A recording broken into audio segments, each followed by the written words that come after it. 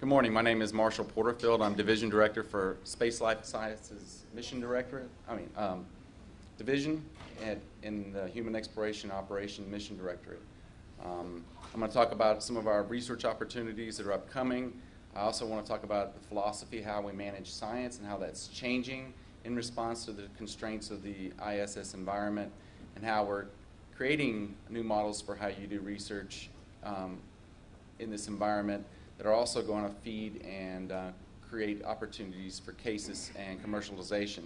But our primary perspective within the division is to do research that supports human exploration. So we support the fundamental research that is applicable to the NASA exploration mission and extending human exploration out over long durations. That's the goal right now. In terms of ISS utilization, it is a very unique laboratory. It gives us the opportunity to do tremendous research over periods of time. They're much larger or longer than what we had access to on the shuttle. And so we are actively developing research efforts to solve those problems. Three areas within the Space Life and Physical Sciences division include space biology, physical sciences, and the human research program. And so right now, all of our research opportunities are focused on ISS utilization because of the uniqueness of that opportunity, and it is time limited. The other thing that we do in the division we're responsible for is acting as a liaison for cases. So that means we try to work with cases and collaborate. I think we're doing so much more actively now in terms of developing hardware and research opportunities that are going to both serve the NASA mission but also create opportunities for commercialization. So when I talk about this, I like to talk about the continuum of research. Because if you look at what cases did when they first started identifying their roadmaps, they started with reviewing 10 years of fundamental research that had been previously funded by NASA in order to find opportunities to build on to in the future. That pipeline of ideas and discovery we need to keep alive, and so that there will be new opportunities for cases. Cases is very important for ISS and ISS extension because we need them to go do the things in the venture capital area and out in the world of entrepreneurism that we can't do at NASA. So prove the value of the research, the fundamental research, as it translates into commercial opportunities. So if you look at this continuum of research, you can start off doing very basic hypothesis-driven research, curiosity-driven research that often stumbles upon great new science that can create new technologies, but there's always that translational period, a bit of overlap between. So we partner with cases within, we envision partnering with cases in this translational period, but we're also creating new science programs and trying to include cases in the early planning stages so they understand the fundamental science that's coming down the pipeline, but also so that we can be sure to have the considerations from the case's perspective of what fundamental science might be important in terms of future opportunities. And I'll provide some examples of how that's important. So the decadal survey was mentioned in one of the questions earlier. That really is our fundamental guiding document in terms of the science programs and the research opportunities we're developing. For example, we just did a selection for the space biology NRA, and all of those proposals that were selected had to successfully identify as part of the proposal development process how they map back to this decadal survey. There's a tremendous amount of work that's identified that needs to be done within this survey. It does include life and physical sciences and a huge emphasis on the human research program and the human biomedical challenges that we still face to support successful human exploration. The other thing that came out of the decadal survey were a couple of recommendations that I thought that turned out to be very important in terms of how we are reinventing the way that we're managing science. One is that NASA-funded research should begin to do more life sciences research using more advanced biotechnologies that have been invented or developed over the last few years. So there's this whole revolution in omics technologies in the life sciences. And I understand we have a diverse audience here. So we have some people have life sciences background and a lot of other backgrounds. So I'm going to explain the omics technologies just briefly so you understand. What it basically is, it's ability to in a high throughput way and in a high content way, measure biological molecules. So really omics was born out of the genome, the human genome project. And because there was so much data in the human genome, information technology people got involved. And what came out of that was a new field called bioinformatics. So if you go to any computer technology program in the country now, there's people that specialize in the application of information technology in the realm of biology in the computer science department. So it really did create a new field. Along the way, once we figured out how to do the genome, we figured out how to measure how that biological information flows out into cells. So 30,000 genes, creating 70,000 different messenger molecules that create 100,000 different types of proteins and hundreds of thousands of different biomolecules within a cell. We are rapidly approaching the ability to measure all of that.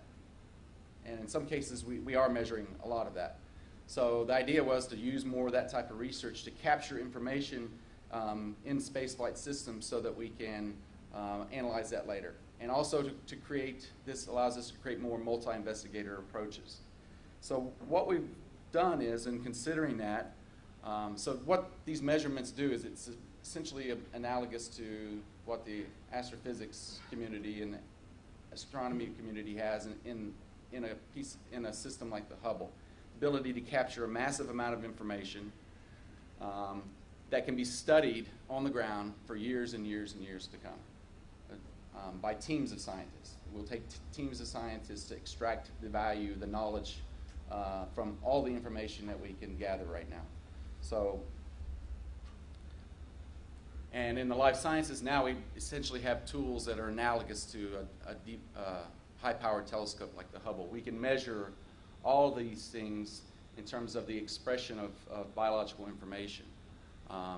So what we're doing now is moving to a platform that we call Gene Lab.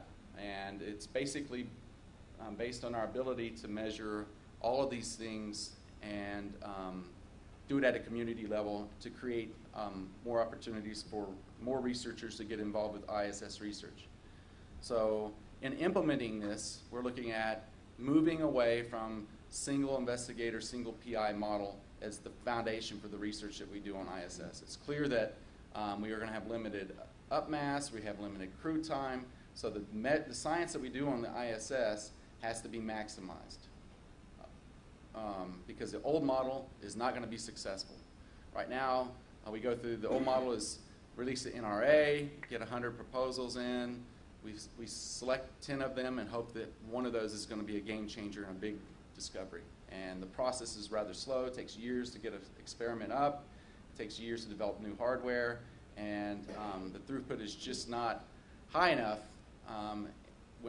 especially when we're looking at the scrutiny associated with the cost of all this in the current funding environment. So we have to change the model for how we do research. So what we're going to do is basically move to a science advisory team model where a community of researchers, for example, in rodent research, would come together. They would decide on what type of experiment that they would like to see flown, a very basic experiment that would be of value to large numbers of people. NASA manages the flight on the ISS, and we get sample return. We're not really looking so much at too much on-orbit analysis because I don't think we're going to be able to ever catch up on orbit in terms of developing the hardware fast enough to do the science measurements on orbit compared to what we have on the ground. And also crew time is a critical resource that we have to pay attention to. So the idea is that we really should get the samples back, and on the ground, using existing facilities, either commercial or at universities, do the omics analyses and create a bioinformatics database that people can data mine. So if you imagine all these different arrays of tens to hundreds of thousands of items that you can measure in a cell, and the ability to be able to mine through that and collect basically massive amounts of observations, that is going to create this bioinformatics database. And then what we do out of this bioinformatics database, this is where we fund the NRAs. This is where the PIs get funded. So people make observations based on what they find in the informatics. They might identify a gene target or a protein target that they may think is associated with muscle wasting. And then they can develop ground-based research to prove that out. This informatics database is also really important, I think, in terms of creating opportunities for cases, because cases could also identify gene targets for protein for drug development and fund ground-based research to do the translational work out of that too. And then once we have so we convert one flight experiment into opportunities for large numbers of people that are either funded by NASA, CASIS, or even just unfunded people that are doing research and they find something in there that's important. That this could lead back to individual PI flight experiments, but also this new knowledge feeds back into the science advisory team for more open source science flight experiments on the ISS. So what we're doing now in terms of developing this, we have a strategic development team for Gene Lab, and what we're doing is we're partnering with CASIS so that they're working with us as we develop this model and developing the science platform that will enable CASIS to do the translational and commercial work. So I'm going to go through the opportunities within life sciences, fundamental biology, human research program, and the physical sciences. There's a lot of information in this presentation that is at the end. It's in an Appendix C. I think we do normally upload our presentation, so this will be available. So within the life sciences research theme, we've got fundamental biology that uses model systems, or cellular systems, plants, nematodes, Drosophila. One of the interesting things about fruit fly research is that out of the 900 disease genes that have been identified in humans, there are analogs that have been, over 700 analogs that have been identified in fruit flies. So fruit flies are a very convenient and great model system to do biomedical research. We also, within the fundamental biology program, overlap and coordinate with the human research program in terms of our rodent research capability. And of course, the human research program is much more focused on identified risks to human exploration and are doing much more applied research. So there is a continuum within the division, and we're doing a much better job of, I think, reestablishing the fundamental biology platforms for biomedical research that support the human research program now. That is an emphasis.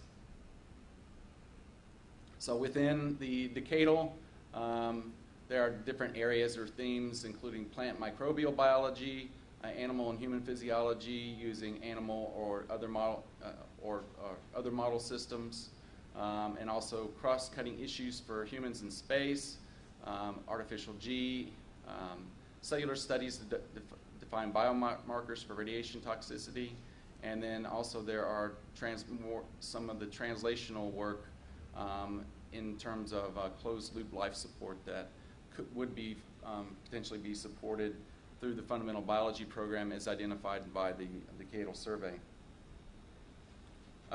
In 2012, we just finished awarding 31 new grants. We had over 100 proposals submitted. 23 of these are ISS experiments directly related, and we also are put an emphasis on new investigators, creating a special pocket of funding for new investigators who either were new to NASA or just junior faculty and we funded 8 of these types of proposals also. And it covered a broad area. It was a fairly broad announcement for the fundamental biology because we had a lot of territory that we potentially could cover based on the decadal. But this gives you an idea of what some of the studies are: plant, developmental, regenerative, epigenetic, microbiology, and then some animal studies too, using rodent systems. We're looking at trying to target 6 months intervals of getting back to a regular cycle of research announcements or NRAs with broad solicitation coming out in the late summer, and then more special ISSRDC solicitations coming out also. So right now we're getting ready to release one this fall that would be an ISS flight solicitation. In 2014, we're going to be moving to a new approach. It's called ISSRDC, International Space Life Sciences Research Announcement, and we're partnering with our international partners on the International Space Station to move to this mechanism. This is something that came out of the International Space Life Sciences Working Group that we developed with our partners, and what it does is it creates a single announcement and where all the agencies come together, and that way we can identify partnerships internationally, and also make sure that we don't have overlap in the studies that we're doing. Trying to weed out redundancy. And we're currently building in the fundamental space biology, but also working with the Human Research Program, identifying how we are going to roll out Gene Lab. And it's a really interesting endeavor because of the uniqueness of the ISS and what the goal of what Gene Lab is. It's put NASA in a really unique position where we're taking a role of leadership in developing these new tools for essentially doing systems biology. There are databases out there in informatics systems that do genome and transcriptome, proteome, but there's nothing out there where there's a total systems biology approach where you do all that in one experiment and you have the bioinformatics tools to mine through that. So I learned that we're ahead of NIH on that. So actually, part of our strategic development team includes representation from NIH is at the table. NIST is doing omics standardization. We have them at the table. We have industry partners at the table now, IBM and other informatics companies. There's a Silicon Valley informatics company that we have partnered with now that are going to be at the table, and as well as CASIS and NSBRI and the Human Research Program. So I'm going to run through some of what we're doing in the physical sciences. Physical sciences includes combustion, fluid physics, complex fluids, fundamental physics, material science, and biophysics. Biophysics is meant to be a cross-cutting initiative between physics, fundamental biology, and human research, because a lot of what is biological, a lot of the biological response in the spaceflight environment really is biophysics. It's related to the changes in behavior of fluids and gases in the microgravity environment. So we're trying to build a cross-cutting opportunity, and that's being managed right now out of physical sciences program. Fran Chiaramonte and Mark Lee are program executives at headquarters. Right now we're focusing on cold atom lab and fundamental physics in terms of our research opportunities. This just gives a review of the different areas within the physical sciences program, and lists the different centers where these efforts are managed out of. So we just released the fundamental physics NRA. We're looking at probably funding 4 or 5 grants, and this has to do with the cold atom laboratory. We don't have an NRA in 2014 because of the, this is a very large initiative within the physical sciences program, and the hardware build to build this facility to do this research kind of ate into our NRA budget, but it was identified as being a high-profile research opportunity for the program. Basically, we're looking at creating Bose-Einstein condensates in the microgravity environment where we can basically cool these atoms down to essentially about 1 picokelvin, which on the ground, because of the force of gravity acting on the atom, right now we can only get 350 picokelvins. So it's a really unique opportunity to use the space-flight environment to create materials that could have profound impact in terms of the science, but also lead into translational and commercial opportunities too. 2015, we'll be doing another physical sciences NRA to do a follow-up on the cold atom lab. And 2016, by 2016, we're going to be moving into open source science mode. We're moving that community-based, informatics-based approach for ISS utilization. We're also going to be enabling that on the physical sciences side. So I'm going to talk a little bit about where we're at on that.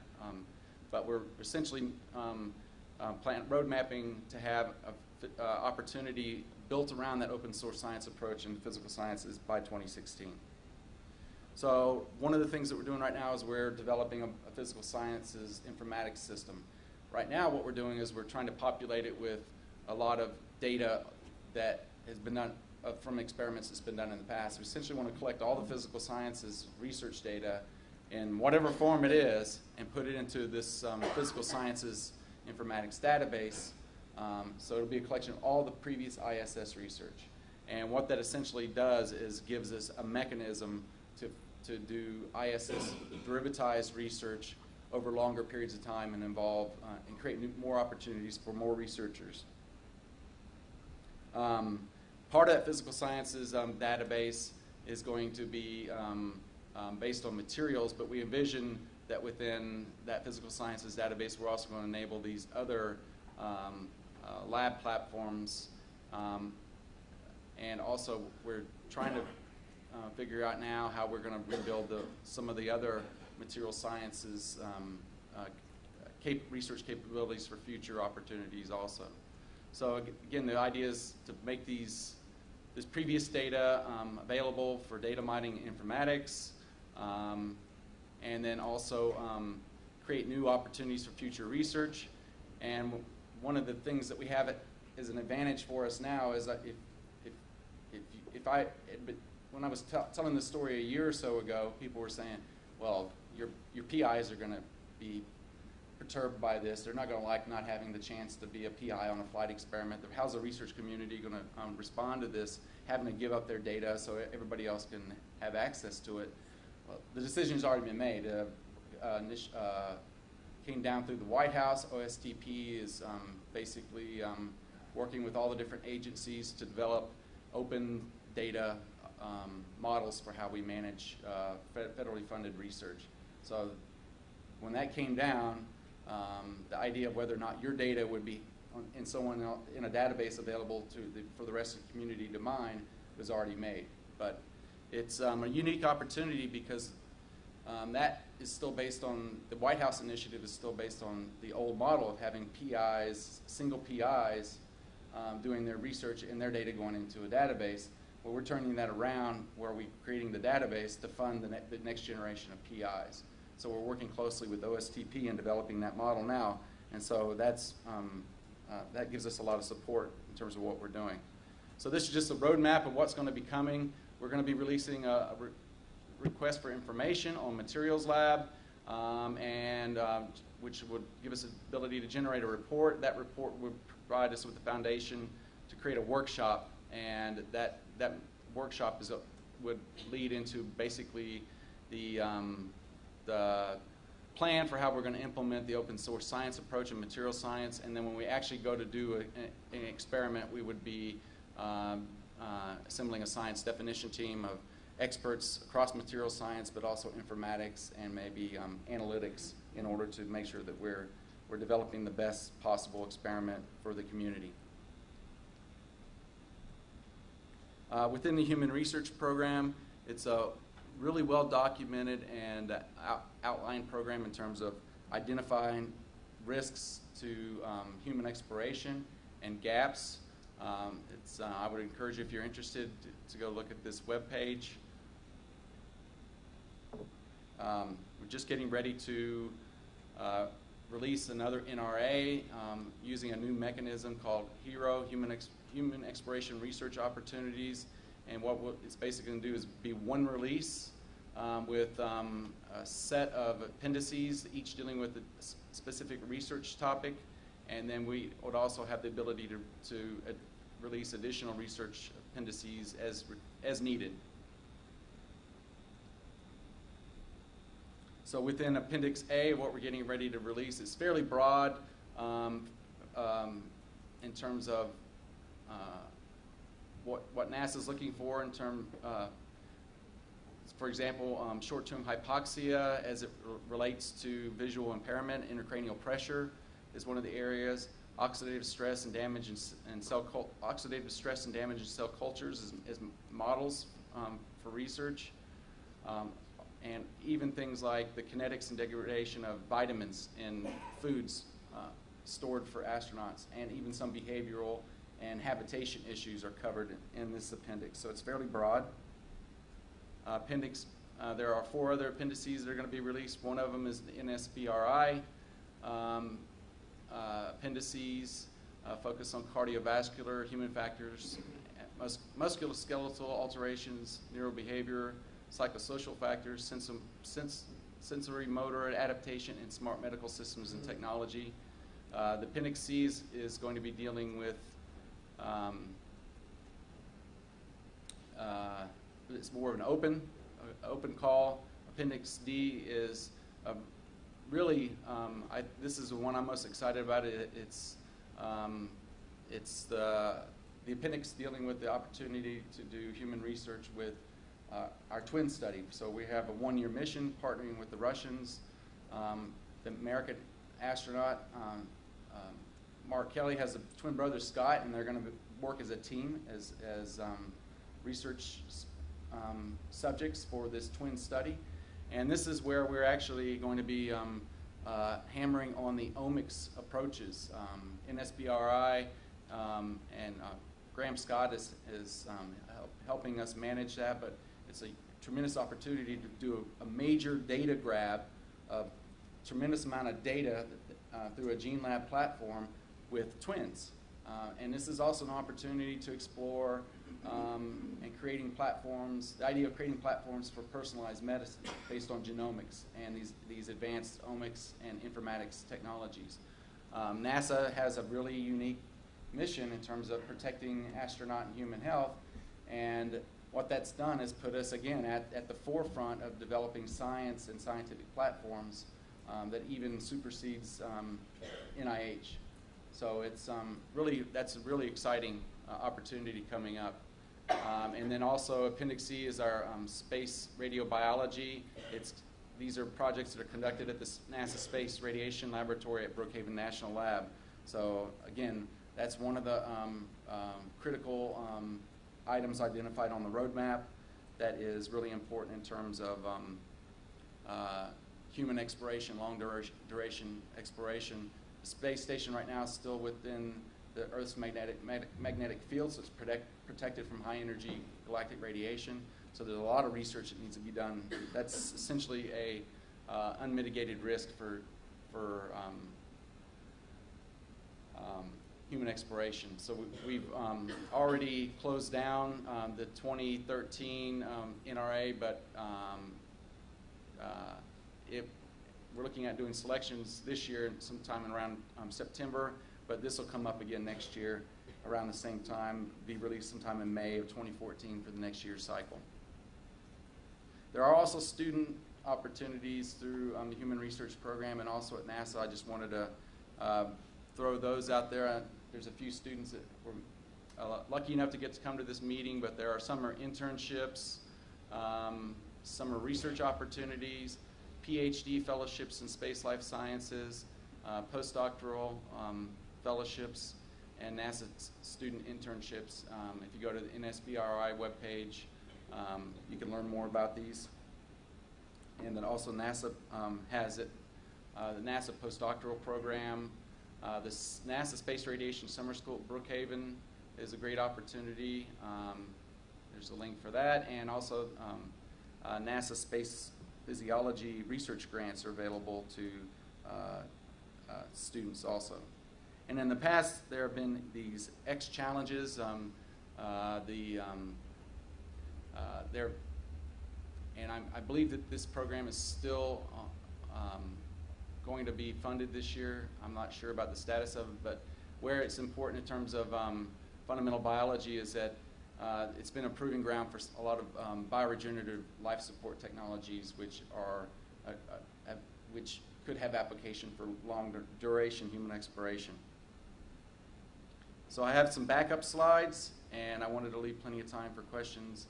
And if Dwayne and I need to tag team on questions, if he's still around, then we can do that too. So thank you for your attention.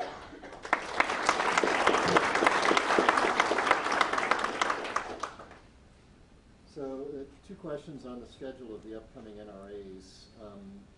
For the sort of broad open physical sciences NRA, there's nothing for 3 years.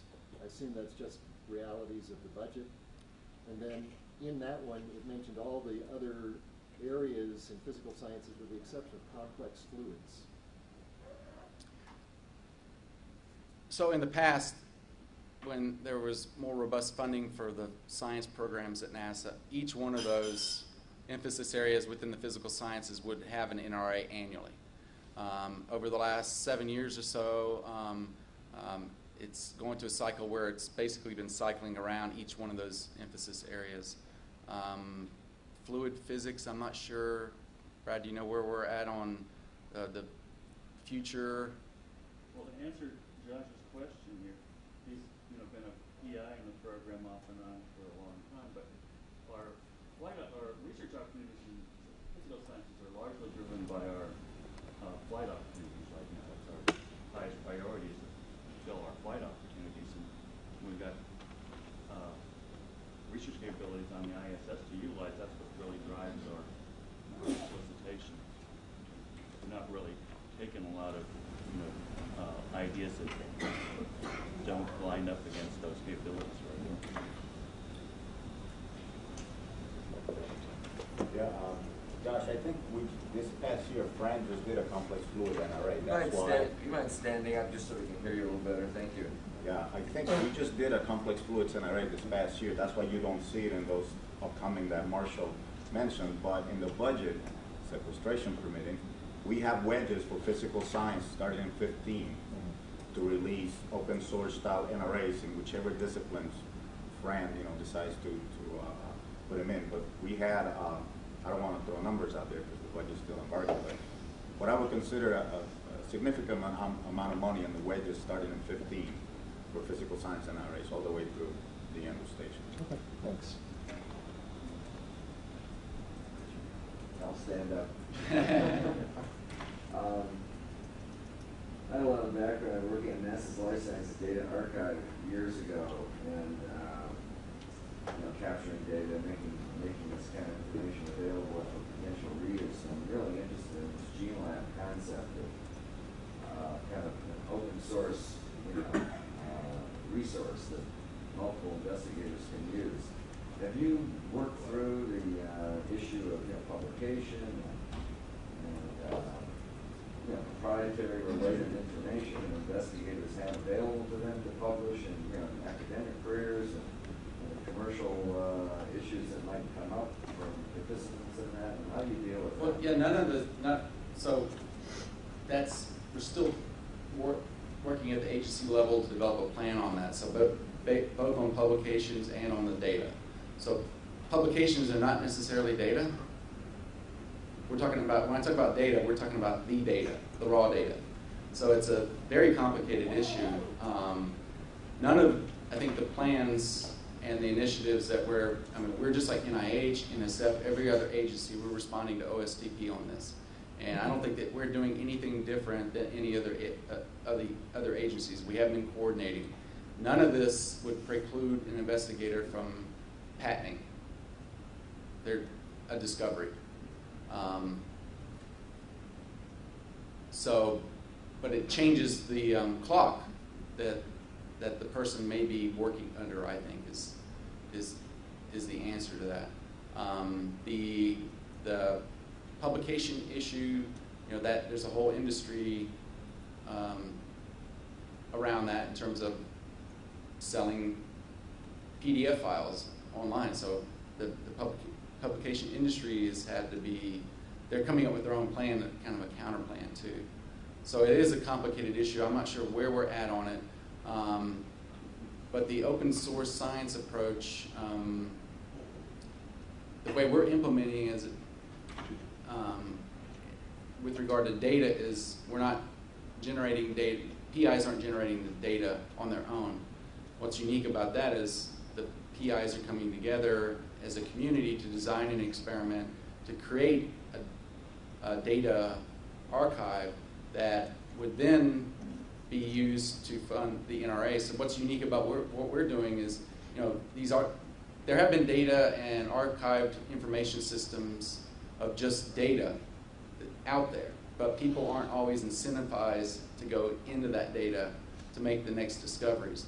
So we're going to put NRAs in place to incentivize people. The NRA will basically say, based on the information that you can find in these databases, develop a hypothesis to do research to solve a problem associated with X, Y, or Z. So we're actually going to incentivize people through funding and these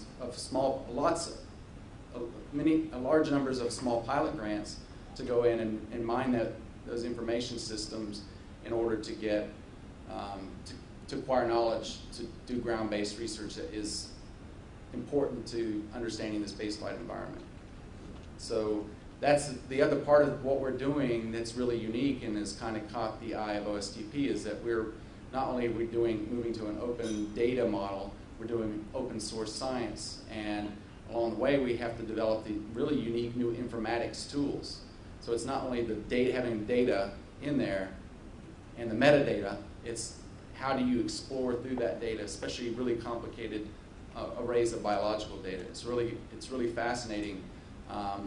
I've been in discussions with a small startup company, or it's not actually a small company, but an information science company in Silicon Valley, and they're developing informatics tools, but the tools they're actually developing are open source too.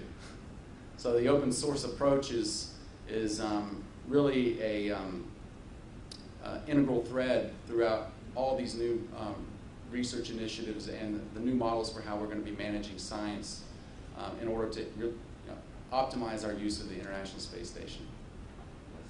Thanks. Continuing with the Gene Lab question, it sounds like NASA's putting together the experiment that creates the database that the PIs go to extract data. Is that correct? Is not a PI-driven experiment to start out with? No, it would be, well, we could do it two ways. One, we want to get samples from our latest awards for the last Life Sciences NRA. The award letter had a statement about the possibility of NASA acquiring some samples from an individual PI flight experiment. But the way we really see it having larger impact is to develop these community-based experiments. So, and that would be driven by a science definition team, which would be people who would probably normally be PIs, but also people that bring in some new people that would have new perspectives. But also for a Gene Lab project, you would also need to have the informatics people and the analytics people at the table so that we could put together the entire experimental protocol and have it all outlined. And then NASA would actually fly the experiment. And yes, and once you have the database, we would fund people to do derivative research from that flight experiment based on what they can find in the informatics. So let's say you're interested in calcium metabolism, and you go into this informatics system and you identify a gene that's putative calcium channel that might be associated with a target for understanding the spaceflight environment. You can do ground-based research to knock that gene out, do reporter gene studies and other types of biochemical assays to really focus in on that. But it is a massive collection of observations for people to wade through and create hypotheses out of, and we want to fund the science based on those hypotheses. So one flight experiment becomes an opportunity for, thousands of researchers for the next 20 years. Like the ultimate VSP biological sharing program. I think it's a great idea. I think that it's a really nice way of creating an opportunity for lots of investigators. So, and also another way that we implement that would be the biological specimens that gave us the information in the informatics, those could be preserved, and then people go into the informatics system and find something, and they can write a proposal, well, I want to do some follow-up measurements on that tissue, and it would feed into supporting the BSP also. Okay, thank you.